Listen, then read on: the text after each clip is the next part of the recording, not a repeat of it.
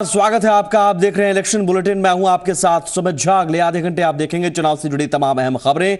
लेकिन हम चुनावी खबरों का रुख करें उससे पहले इस वक्त की बड़ी खबर आपको बता दें।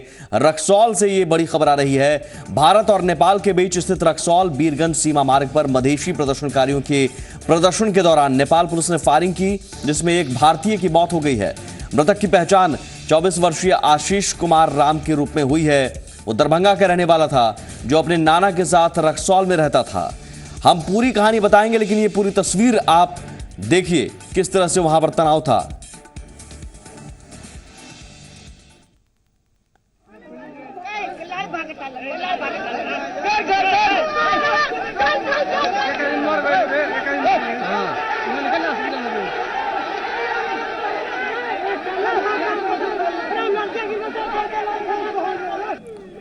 देखिए यहां पर नेपाल प्रहरी के जवान तैनात थे और वह मधेशी प्रदर्शनकारी भी वहां पर लगातार मौजूद थे। 40 दिनों से ये बॉर्डर बंद था, लेकिन खाली कराने के दौरान झड़प हुई और उसी बीच फायरिंग की गई नेपाल पुलिस की तरफ से, जिसमें एक भारतीय की मौत हो गई। ये बॉर्डर पर ये रास्ता है। इस रास्ते से नेपाल और भारत के बीच ट्रकों की आवाजाही भी होती है, जो कई राशन के सामान या फिर ज़रूरत के सामान जो भारत से नेपाल भेजे जाते हैं ट्रकों के ज़रिए इसी मार्ग से जाते हैं। और 40 दिनों से यहाँ पर ये ट्रक फंसे हुए थे। आज ज़बरदस्ती खाली कराया गया। देखिए आप धुआं भी देख सकते हैं, वो आंसू गैस भी छोड़े गए और फिर फायरिंग भी की गई। ये तस्वीर बता रही है कि वहाँ क्या हालात हैं।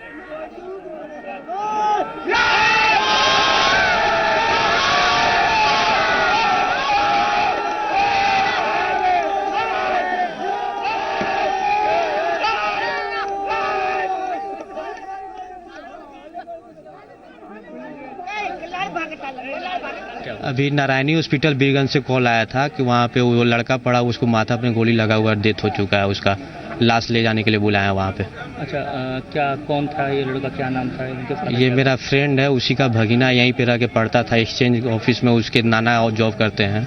उन्हीं का नाती था वो। क्या है वो उम्र होगी? उम्र 19 साल लगभग। गोली कहाँ से लगी, किसने चलाई गोली? उधर नेपाल से गोली लगी, नेपाल पुलिस की तरफ से। ये आशीष कुमार नाम का लड़का है, उसको गोली लगा है और वो अभी नारायणी हॉस्पिटल में है। उनको वही वहाँ से आया, हम लोग वही देखने के लिए आप जा रहे हैं, क्या सही है क्या गलत है। किसने मारा गोली, क्या बोलते? तो वो नेपाल गया था, उसको नेपाल गया था अपने किसी मित्र के यहाँ, उधर से लौटने के क्रम में जो है वहाँ गोली लगी है उसको, भंसार के गेट पास। हाँ पुलिस के? जी जी, जल्द से कि नेपाली पुलिस ने से गोली मारी है, गोली लग गया है। क्या और क्या? अभी मेरा भांजा है वो। भांजा है जी। आप लोग को बॉडी मिली अभी? नहीं मिली अभी। फोन आया था, अभी लेने के लिए जा रहे थे, नहीं जाने दे रहे। क्या नाम है?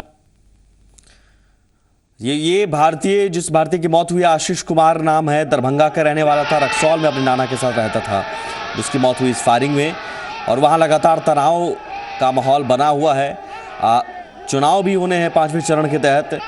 ऐसे में लोग यहाँ बीरगंज बॉर्डर के आसपास कई संवेदनशील इलाके हैं जहाँ से तस्करों की भी आवाजाही होती रहती है। तो अगर यहाँ पर तनाव रहता है तो ये भारत के लिहाज से भी चिंता की बात है। यहाँ तनाव का रहना, तनाव का माहौल रहना, ख़ासतौर पर चुनावी माहौल में। ये तस्वीर देखिए किस तरह से वहाँ पर हालात बने हुए हैं।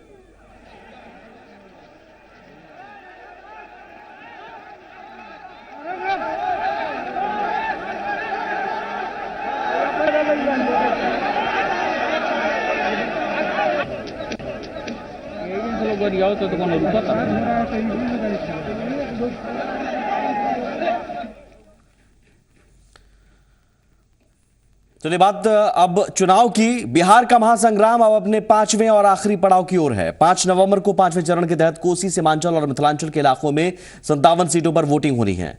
कल यानी 3 नवंबर को शाम 5 बजे चुनाव प्रचार का शोर थम जाएगा। ऐसे में आखिरी चरण के लिए रण तेज हो गया है। स्टार प्रचारकों की ताबड़तोड़ रैलियां चरम पर हैं।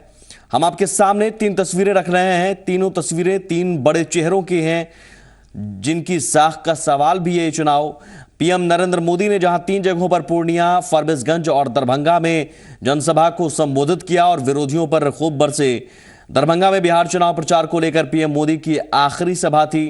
वहीं सीएम नीतीश भी लगातार प्रचार कर रहे हैं। कटिहार, सुपौल, बेनीपुर में जनसभा को संबोधित किया और पीएम मोदी पर हमला किया। जबकि कांग्रेस उपाध्यक्ष राहुल गांधी ने अररिया, अबनौर और कोढ़ा में जनसभा को संबोधित किया। सभी जनसभा में अपने अपने विरोधियों पर नेता बरसते रहे।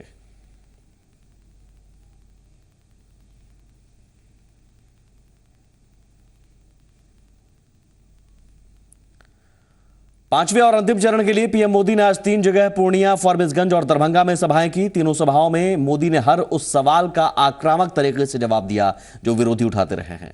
पूर्णिया में नरेंद्र मोदी ने 1984 के दंगों का मुद्दा उठाया और लोगों को 2 नवंबर की घटना की याद दिलाई। इसके साथ ही मोदी ने बिहार चुनाव में जीत सुनिश्चित बताई और पूछा विरोधियों से कि आपके विपक्ष का नेता कौन होगा।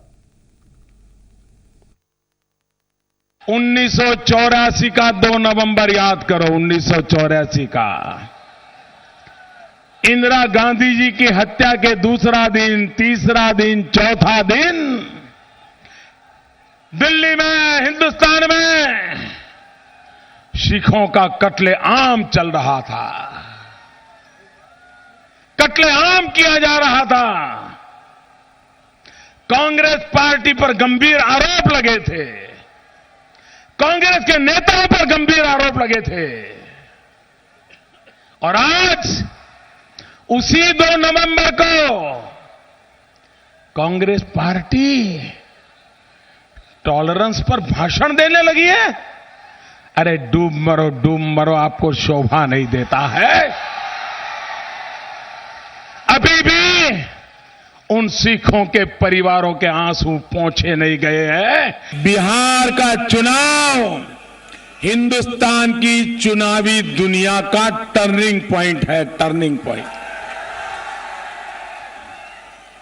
और टर्निंग पॉइंट इसलिए है कि हमारे देश में राजनीतिक दल जातियों के जोर तोड़ से चुनाव लड़ते आए, संप्रदाय का खेल खेलते लड़ते आए, लेकिन हिंदुस्तान में विकास के मुद्दे पर चुनाव लड़ने की हिम्मत कोई नहीं करता था। जिस कांग्रेस का नामो निशान नहीं है बिहार में, वो 40 सीटें तो हमें सोने की थाली में मिल गई है। अब मुझे बताइए, उनकी मजबूरी कुछ भी रही हो, लेकिन अगर चुनाव के पहले ही हमें 40 सीटें मिल जाए तो मुझे उनको धन्यवाद करना चाहिए, नहीं करना चाहिए? तो 40 सीटों के लिए लालू जी, नीतीश जी का धन्यवाद। मैं जरा लालू जी को पूछना चाहता हूं। मुझे विश्वस्त सूत्रों से पता चला है कि किसी ने लालू जी को पूछा, उनके पार्टी के वरिष्ठ नेताओं ने पूछा कि लालू जी, क्या हमारा मुख्यमंत्री नहीं बन सकता है? जैसा ही लालू जी को सवाल पूछा, लालू जी के मुंह में पानी छूट गया। नीतीश बाबू, लालू जी, सोनिया बहन, आपका हारना तय है, आपका डूबना तय है। अब ये बताओ विपक्ष का नेता कौन होगा? लालू जी का बेटा होगा कि नीतीश बाबू होंगे? और वहीं दरभंगा की सभा में पीएम मोदी ने आतंकवाद का मुद्दा भी उठाया और विरोधियों पर आतंकियों को बचाने का संगीन इल्जाम लगाया।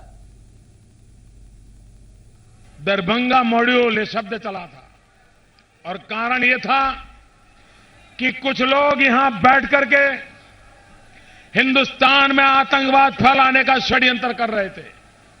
और यहां पर एक जाबाज पुलिस अधिकारी महिला थी, दलित कन्या थी। उसने हिंदुस्तान की रक्षा के लिए, निर्दोष नागरिकों की रक्षा के लिए ये आतंकवादी गतिविधि करने वाले लोगों के तार ढूंढने की कोशिश की और जब तार ढूंढने की कोशिश की, यही महास्वार्थ बंधन के नेताओं के निकट के साथी, निकट के नेता, उनके घर तक ये दरभंगा आतंकवाद मॉड्यूल के तार जाने लगे थे।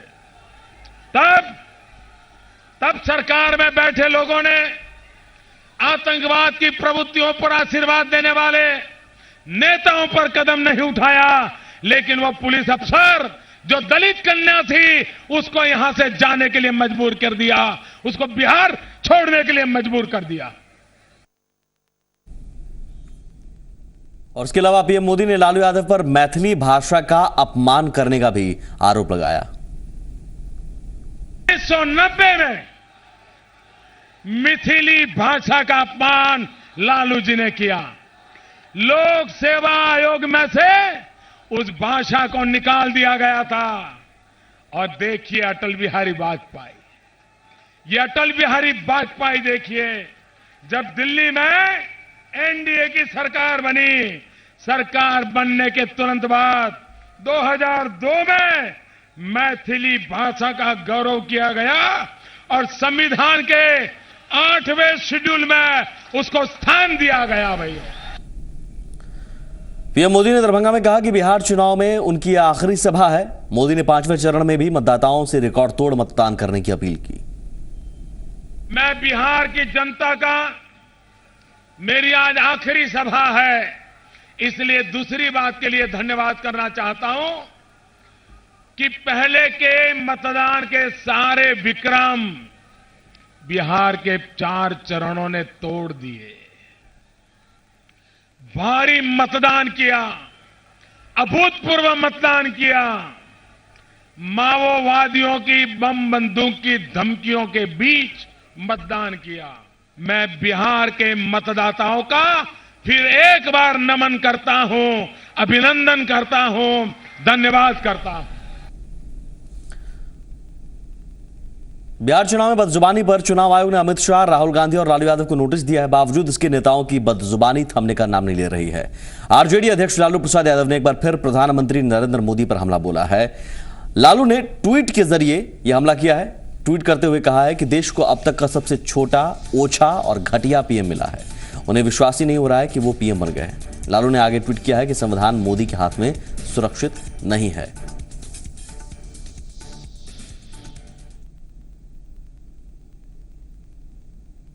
इससे पहले लालू ने आरक्षण के मुद्दे पर पीएम पर हमला बोलते हुए कहा कि वे आबादी के आधार पर आरक्षण की मांग करेंगे। उन्होंने कहा कि पीएम सब झूठ बोल रहे हैं। साथ ही लालू ने कहा कि इस बार बिहार से बीजेपी की विदाई तय है। झूठा प्रधानमंत्री है। हम आबादी के हिसाब से रिजर्वेशन का मांग करेंगे, सब गलत बोलता है। आरएसएस का आदमी है प्रधानमंत्री, कौन सा आरक्षण का समीक्षा करने का बताओ तो। आरक्षण शेड्यूल का शेड्यूल चाहिए, संविधान में आबादी के हिसाब से। मंडल कमीशन का 27% बैकवर्ड क्लासेस का है। किस बात का? हाँ, हम लोग लड़ाई इस बात के लिए हम लड़ रहे हैं कि हमारी आबादी के हिसाब से रिजर्वेशन हम लेगा। ये तो हार गया, खत्म हो गया, ड्रिल हो गया, फटफटा रहा है सब, और कहीं कोई आता पता नहीं है एकदम। तो आखिरी चरण के लिए प्रचार का दौर लगातार जारी है और चरम पर चुनाव प्रचार है। सीएम नीतीश कुमार ने भी आज ताबड़तोड़ रैलियां की। सुपौल में बीजेपी अध्यक्ष अमित शाह पर निशाना साधा। अमित शाह के पटाखे वाले बयान पर नीतीश कुमार ने निशाना साधा। साथ ही तांत्रिक वाले वीडियो पर उन्होंने कहा कि 1 साल पुराने वीडियो क्लिप के जरिए एनडीए बिहार का रण जीतना चाहती है। सुपौल में नीतीश कुमार ने महागठबंधन के पक्ष में प्रचार किया।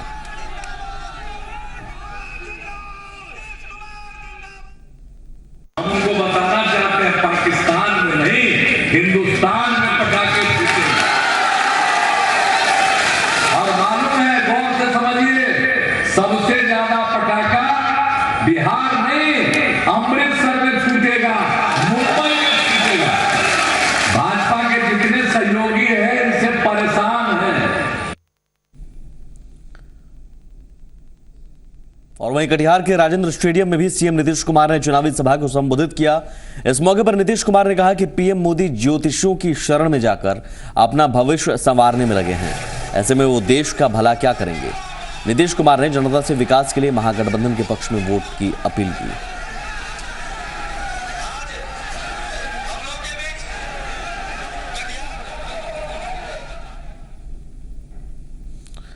कांग्रेस उपाध्यक्ष राहुल गांधी ने भी आज एक दिन के बिहार दौरे पर 3 जनसभाओं को संबोधित किया। अररिया, अमनौर और कोढ़ा में राहुल ने जनसभा को संबोधित किया। राहुल ने अररिया में अपनी चुनावी सभा की। राहुल गांधी ने अपने भाषण की शुरुआत में सबसे पहले बीजेपी के अच्छे दिन का मजाक उड़ाया। वहीं राहुल ने कहा, पीएम ने कहा था कि महंगाई कम हो जाएगी, लेकिन देखिए आज अरहर दाल 200 रुपए किलो हो गया। राहुल के भाषण में पीएम मोदी ही पर एक के बाद एक हमले सुनने को मिले। अपने भाषण के दौरान एक नया नारा भी दिया और कहा, दाल रोटी मत खाओ, प्रभु के गुण गाओ। साथ ही उन्होंने काला धन वापस आने के मुद्दे पर भी मोदी सरकार को घेरते हुए पीएम की नकल की।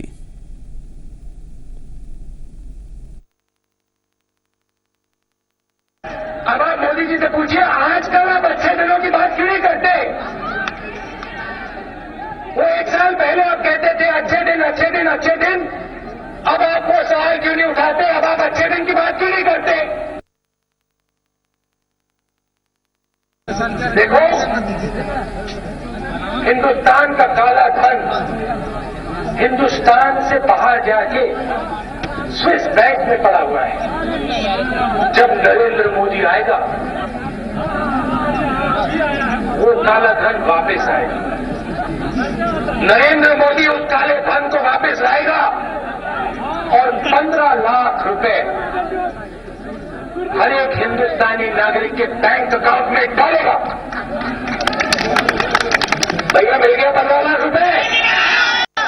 कोई है यहाँ पे जो कह सकता है नरेंद्र मोदी जी ने मुझे 15 लाख रुपए बैंक अकाउंट में दे दिए?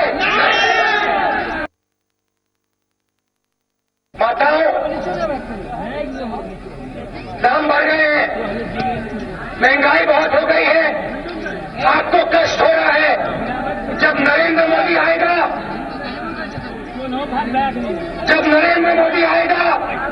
महंगाई खत्म हो जाएगी, दाम नीचे आ जाएंगे। नरेंद्र मोदी आया, 1 साल हो गया, दाल हो गई 200 रुपए की। जब मैं छोटा था, बिहार से एक राजनेता आते थे हमारे घर, वो कहते थे, बेटा दाल रोटी खाओ, प्रभु के गुण गाओ। आपने सुने होगी बात। कभी कभी टेंशन में होते थे, कहते थे बेटा, ऐसे थपथपाते थे, कहते थे बेटा आधी रोटी खाओ, प्रभु के गुण गाओ। मोदी जी ने नया नारा निकाला है, दाल रोटी मत खाओ, प्रभु के गुण गाओ।